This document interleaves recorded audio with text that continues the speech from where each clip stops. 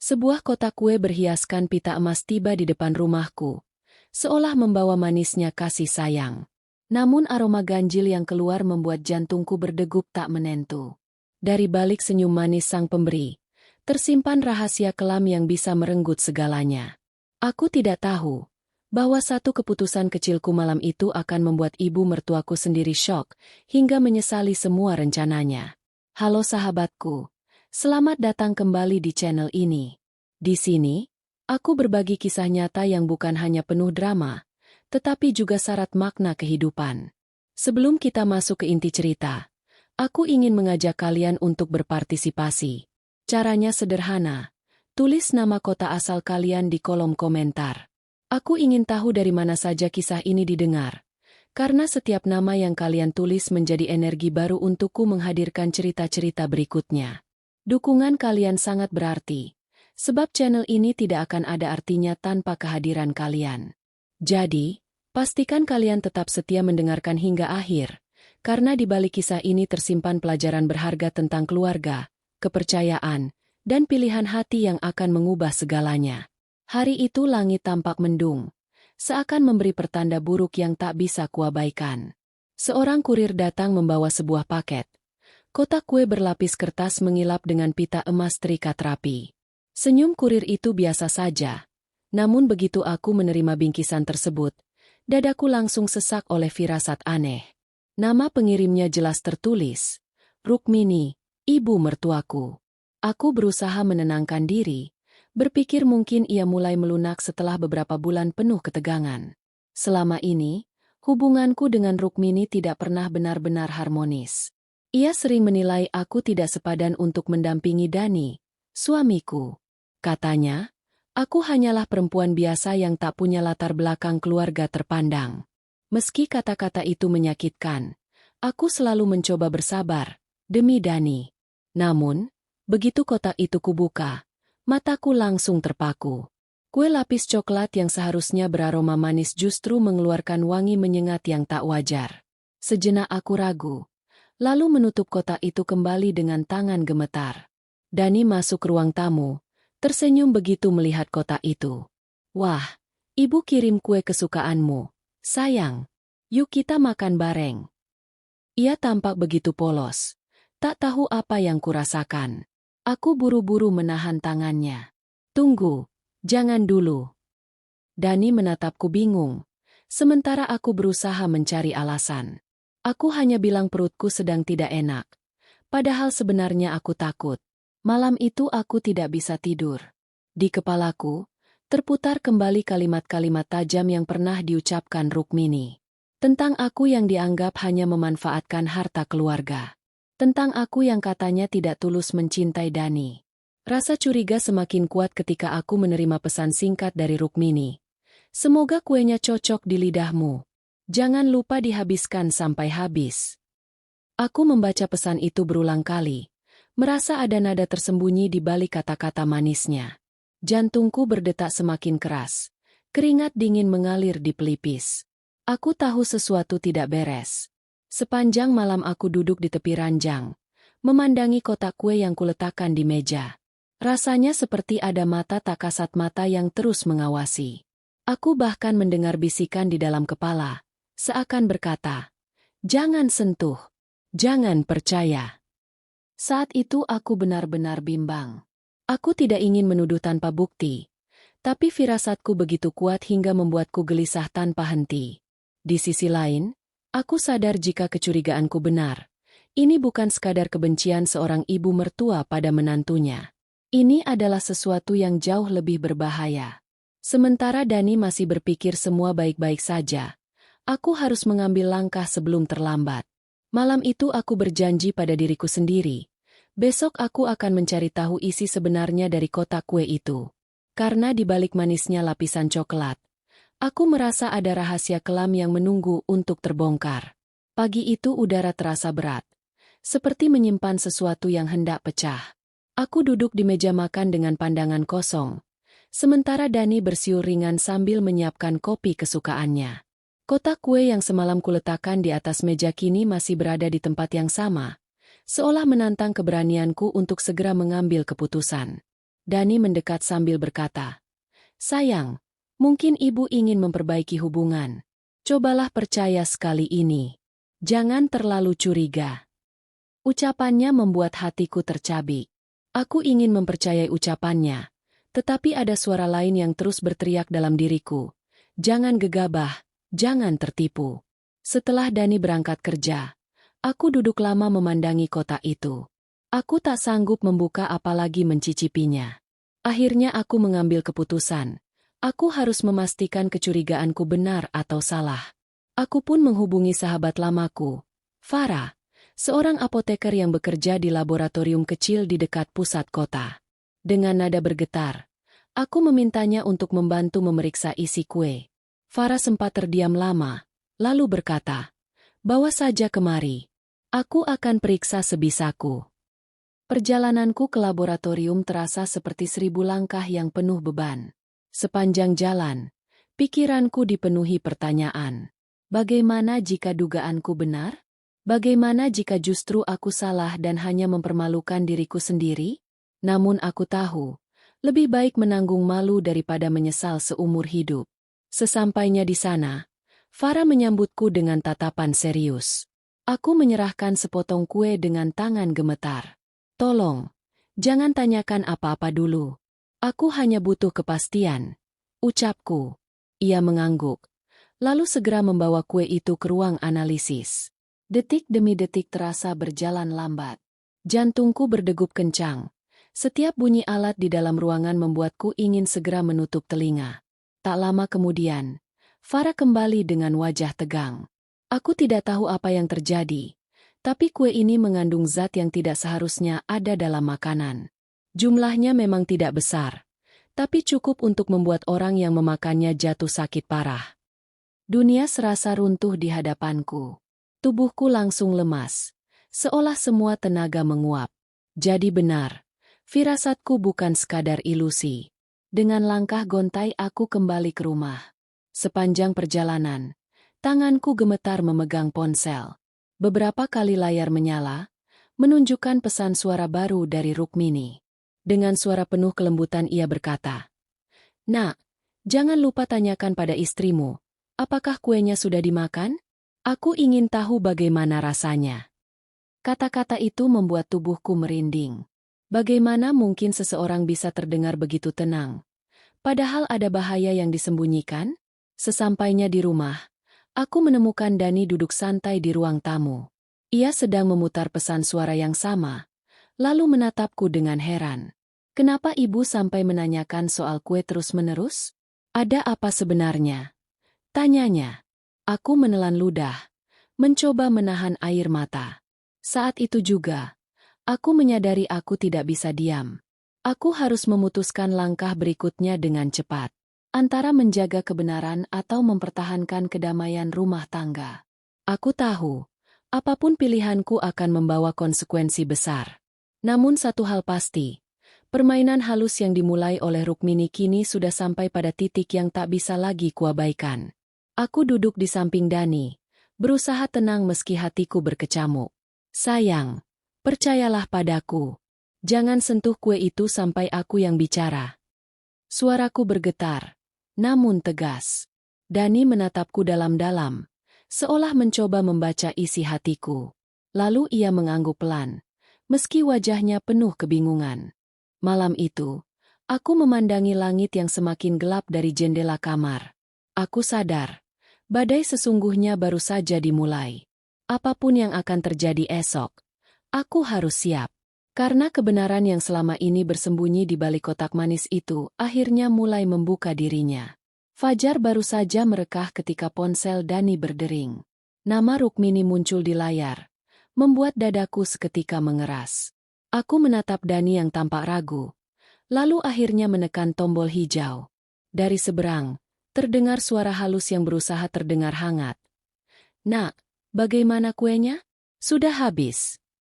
Ruangan mendadak terasa sunyi. Aku menahan napas. Jari-jariku saling menggenggam erat di atas meja. Dani memandangku, seakan meminta petunjuk. Dalam sekejap, aku tahu aku harus mengambil alih.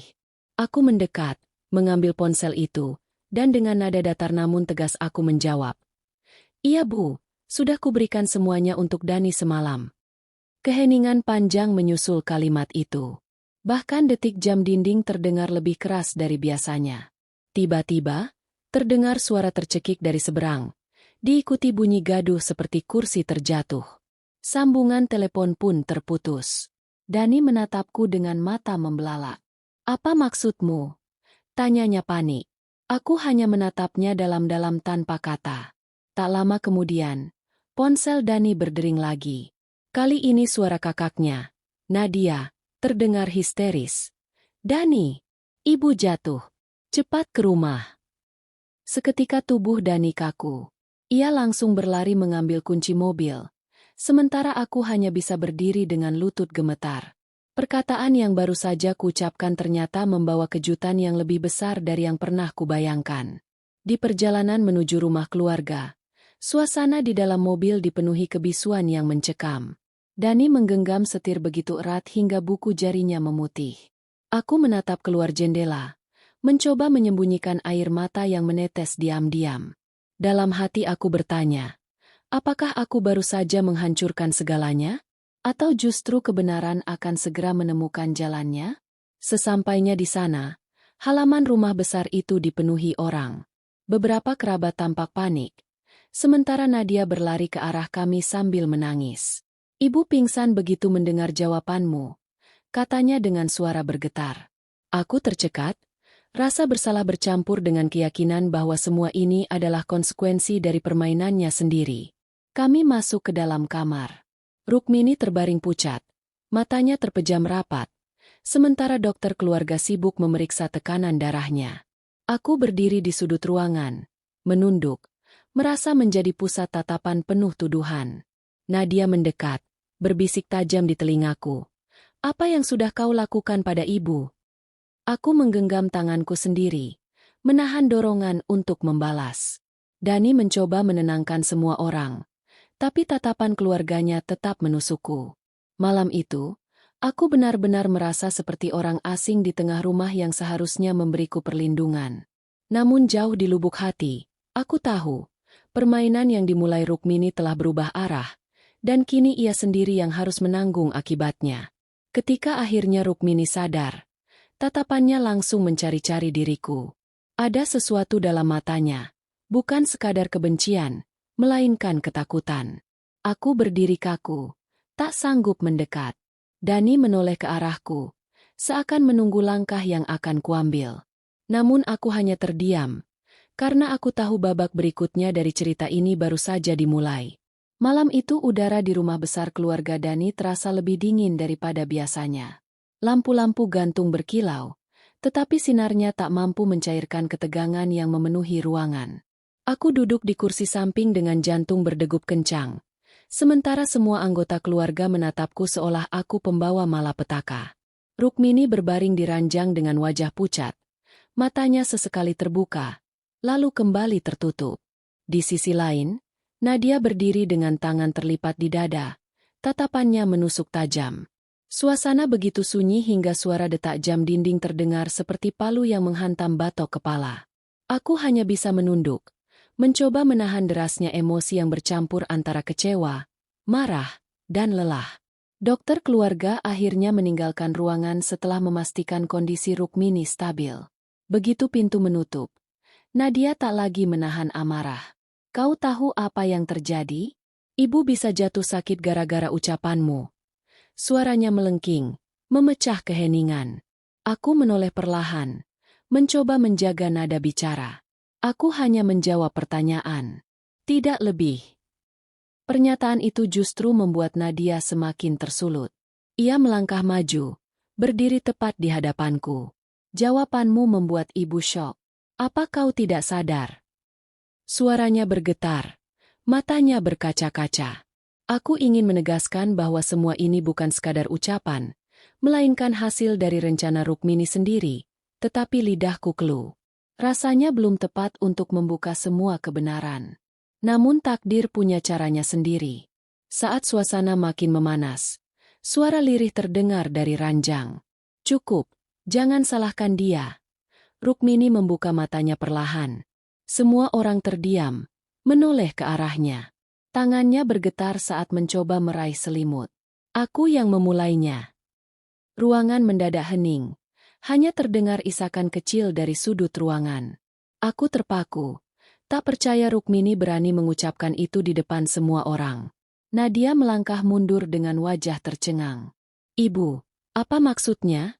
Tanyanya dengan suara parau. Rukmini menunduk. Air mata jatuh membasahi pipinya. "Aku takut kehilangan Dani. Aku pikir, kalau dia tahu istrinya tidak berhati-hati, dia akan menjauh.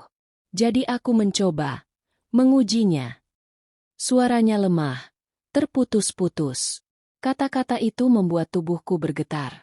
Jadi benar, semua ini dirancang bukan sekadar kebencian, melainkan karena rasa takut yang salah arah. Aku ingin marah, ingin berteriak sekeras mungkin, tetapi yang keluar hanyalah napas panjang yang berat. Semua orang saling pandang, tidak tahu harus bereaksi seperti apa. Dani akhirnya angkat bicara. Suaranya bergetar menahan emosi. "Bu, bagaimana bisa menguji dengan cara seperti itu? Apa ibu tidak sadar betapa bahayanya?" Rukmini terisak. Berusaha menjawab namun kata-katanya terhenti oleh tangisan. Aku memejamkan mata, mencoba menata hatiku. Ingin sekali aku mengeluarkan semua bukti yang kutemukan di laboratorium. Tapi aku tahu waktunya belum tepat. Masih banyak yang harus diungkap. Dan aku tak mau keputusan terburu-buru justru memperkeruh keadaan. Malam itu aku pulang dengan perasaan campur aduk. Dani menggenggam tanganku sepanjang jalan, seakan berusaha menyalurkan kekuatannya padaku. Namun aku tahu, badai belum selesai. Pengakuan Rukmini hanyalah awal dari kebenaran yang lebih besar. Masih ada sisi gelap yang belum terungkap sepenuhnya, dan aku harus siap menghadapinya. Hari-hari setelah pengakuan itu terasa seperti berjalan di atas bara. Aku mencoba menjalani rutinitas seperti biasa, tetapi bayangan malam di rumah besar masih menghantui pikiranku. Setiap kali menutup mata, wajah Rukmini yang berlinang air mata selalu muncul, membuat dadaku sesak. Aku ingin percaya bahwa semuanya selesai. Namun perasaan was-was menolak pergi. Dani berusaha menghiburku dengan candaan kecil. Tetapi aku tahu hatinya pun terguncang. Ia selalu berusaha menutupi kegelisahan dengan senyuman. Namun tatapan matanya tak bisa berbohong. Seolah ada luka yang dalam, sulit disembuhkan. Hubungan kami jadi penuh kehati-hatian. Seakan ada tembok tak kasat mata yang tiba-tiba berdiri di antara kami. Suatu sore, ketika aku sedang menyiram tanaman di halaman, teleponku berdering. Nama Nadia muncul di layar. Suaranya terdengar bergetar. "Bisakah kau datang ke rumah? Ibu ingin bicara." Jantungku berdegup lebih cepat. Aku ragu, tetapi akhirnya mengiyakan. Ada bagian dalam diriku yang ingin mendengar langsung penjelasannya, meski aku belum yakin siap menerima semuanya. Ketika aku tiba, suasana rumah itu berbeda. Tidak lagi hiruk-pikuk seperti malam sebelumnya, tetapi justru sunyi, sepi, dan dingin. Rukmini duduk di kursi dengan selimut menutupi bahunya. Tatapannya menunduk, seolah enggan menatapku. Beberapa detik hening sebelum akhirnya ia berkata lirih, "Maafkan aku." Kata-kata itu sederhana, tetapi rasanya menancap di hati. Aku menelan ludah, mencoba menata perasaan yang campur aduk. "Bu, aku tidak pernah ingin melawan. Aku hanya ingin hidup damai bersama Dani," jawabku pelan. Air mata jatuh dari sudut matanya. Namun aku tahu luka dalam batinku tak serta-merta hilang. Rasa curiga yang terlanjur tumbuh terlalu kuat untuk dipadamkan hanya dengan permintaan maaf. Nadia yang sedari tadi berdiri di samping ibunya, mendekat padaku. "Aku tahu semua ini salah. Tapi percayalah, ibu hanya takut kehilangan. Dia tidak benar-benar ingin mencelakaimu." Aku mendengarkan, meski hatiku belum siap sepenuhnya menerima alasan itu. Bagiku, apapun bentuknya, rasa takut tidak seharusnya dijadikan dalih untuk menciptakan bahaya. Aku menatap Rukmini sekali lagi. Ada keinginan untuk marah, tetapi yang keluar hanyalah helaan napas panjang. Luka yang ada dalam hatiku tak bisa segera tertutup. Meski di depanku ada penyesalan yang nyata. Aku berdiri perlahan, lalu berkata, "Aku butuh waktu." Kalimat itu membuat semua orang terdiam. Sepulang dari sana, perjalanan terasa begitu panjang. Angin malam menampar wajahku, membawa kembali kenangan pahit yang tak bisa kuhapus. Aku sadar, meski ada pengakuan dan permintaan maaf, hubungan ini tak akan pernah sama lagi. Ada jarak yang akan selalu tersisa. Jarak yang terbentuk dari ketidakpercayaan dan luka yang sulit terobati. Namun jauh di dalam hati, aku juga tahu cerita ini belum berakhir. Masih ada rahasia lain yang menunggu untuk diungkap. Dan aku harus bersiap menghadapi babak berikutnya. Waktu berjalan, namun bayangan tentang kotak kue itu terus menghantui pikiranku. Setiap sudut rumah seakan menyimpan gema kejadian yang belum tuntas. Dani sering berkata, "Kita harus melanjutkan hidup." Tetapi aku tahu, di balik kata-kata itu ada luka yang sama dalamnya dengan yang kurasakan. Ia mencoba tersenyum setiap pagi, meski kerutan di keningnya semakin jelas. Aku berusaha kembali menjalani rutinitas. Namun rasa curiga yang tertanam membuatku lebih berhati-hati terhadap setiap sikap Rukmini.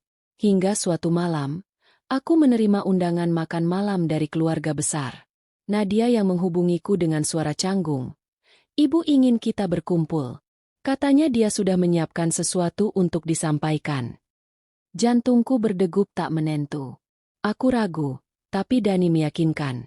Mungkin ini kesempatan terakhir untuk memperbaiki semuanya. Malam itu, aku melangkah ke rumah besar dengan hati penuh kewaspadaan. Lampu-lampu kristal menyala terang. Meja makan tertata rapi dengan hidangan mewah. Namun di balik semua kemegahan itu, udara terasa berat, seolah ada sesuatu yang menunggu untuk meledak. Semua orang duduk, menatap ke arah Rukmini yang tampak berbeda. Lebih lemah, lebih rapuh, dan matanya penuh kegelisahan. Dengan suara pelan, ia memulai. "Aku sadar banyak kesalahan yang sudah kulakukan. Selama ini aku membiarkan ketakutanku menguasai hati. Aku pikir dengan cara itu aku bisa melindungi Dani. Nyatanya, aku hanya menambah luka." Suasana hening. Hanya terdengar bunyi sendok beradu dengan piring dari dapur. Aku menatap wajahnya lekat-lekat, mencari ketulusan di balik ucapannya. Lalu, tanpa diduga, Rukmini meraih sebuah kotak kecil di samping kursinya. Ia meletakkannya di tengah meja. "Ini, bukti kebodohanku. Aku sudah membiarkan pikiran buruk merusak keluarga sendiri." Tanganku refleks mengepal di pangkuan. Kotak itu, meski berbeda bentuk, membuatku teringat pada kotak kue yang dulu hampir merenggut kedamaian hidupku. Dani menatap ibunya dengan mata berkaca-kaca. "Bu, aku tidak butuh pembuktian seperti ini. Aku hanya ingin keluarga kita tenang." Namun Rukmini tetap membuka kotak tersebut, memperlihatkan secari kertas dan sebuah catatan kecil. Isinya membuat semua orang terdiam. Tertulis rencana-rencana yang ia tulis dengan tangannya sendiri. Bagaimana ia ingin menjauhkan aku dari Dani dengan cara apapun. Aku tercekat.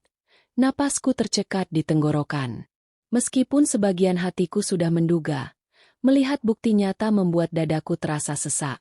Rukmini menangis, menutup wajah dengan kedua tangannya. "Aku malu, aku menyesal," katanya terisak.